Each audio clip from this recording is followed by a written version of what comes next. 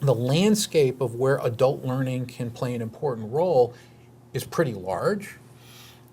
And we walk in through learning without borders, which is one of the tagline to our business, is that the learning without borders, some of the borders are inside the organization itself.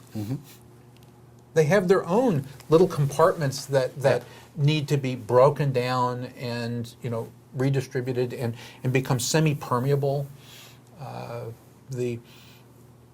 We both believe in diversity, but we believe in this notion of professional diversity, so that accountants can talk to engineers, can talk to marketing professionals, and that in the richness of that kind of distributed conversation, that they get new insights.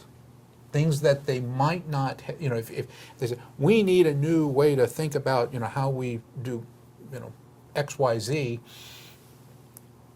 the people in that profession would come together and have that conversation.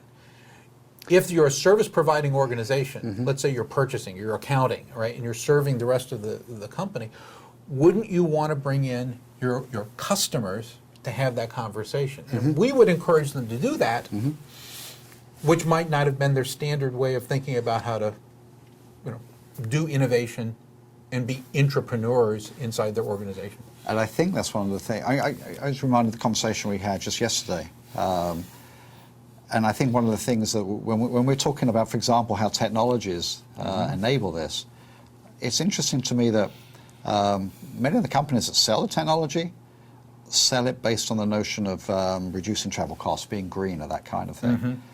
For us, it's transformational. You can think very differently. You reminded me of that when you were talking about the supply chain, for example. I think that when you start thinking about these kind of communications technologies, these modalities that we're referring to, that I think relate to not just the learning environment, whether it be in corporate or university or whatever, but also in how we work, how we do business. I think you can now start thinking differently about where the boundaries of your organization are and who plays a role within them. Absolutely. You can invite them in. They become permeable boundaries, not forced boundaries. Those things that I think are the things that are exciting. But the story I was relating to yesterday, I thought it was interesting and a fairly typical story in many ways, was we have a conversation with one person who's part of a management team of an organization. That person has a set of objectives. That objectives comes from a strategic plan.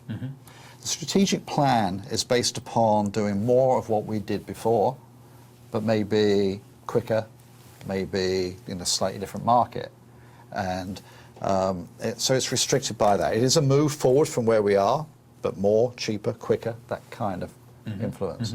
This person has 6 objectives that have to be, no, 4 objectives based upon 6 strategic needs, if you remember. It was interesting that the conversation that this person wanted to have with us was about how what we did would help achieve those 4 objectives that this person had, not the 6 objectives that the organization had, nor even where the strategy that those objectives came from. Right. I think the way the conversation went that was fascinating was that, so we start off with 4 objectives. And this is pretty typical. I, the senior manager, have 4 objectives I have to achieve. Talk to people like us, how can you help me achieve them? Without really considering, A, could that strategic plan be a little wider? Does it really take into account the kind of competitive landscape that's there? But also the way that people navigate the space and their understanding of the world in which that organization lives is sometimes constrained by the reality of yesterday, or perhaps today, but not necessarily tomorrow. This one person is part of a management team. Other people in the management team, they also have objectives. But the conversation was about those 4, not the other 4, not the other 4, not the other 4.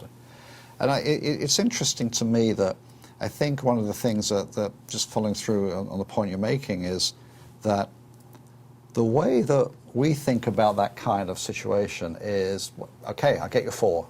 What are other people doing?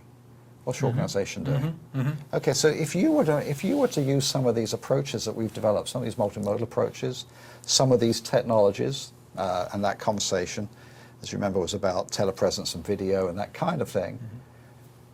Those people in the areas aligned to you could also leverage them. Remember that point in the conversation where I said, but budget's an issue for me. Right. Without looking at other people's budgets, or even the bigger organization's budget, and then thinking about, well, okay, you solved your objectives 1, 2, 3, 4, but you realize this other person here, we can help solve those as well by the same thing. Exactly. But actually, if we had an Imagineering approach up front, you could actually end up with that view of the future and how all these other things could play out to actually think very differently about the space you're working in. And I think that's one of the things that I've got excited about us working together, is infusing imagination into the process, infusing a view of the future and possibility, not losing who you are. Actually, sometimes we need reminding who we are, and kind of this conversation does that for us, I think. But at the same time, then thinking, well, you know, rather than an investment in A, B, C, D, or E, maybe there can be sometimes investment across the whole board because it opens up so many other opportunities.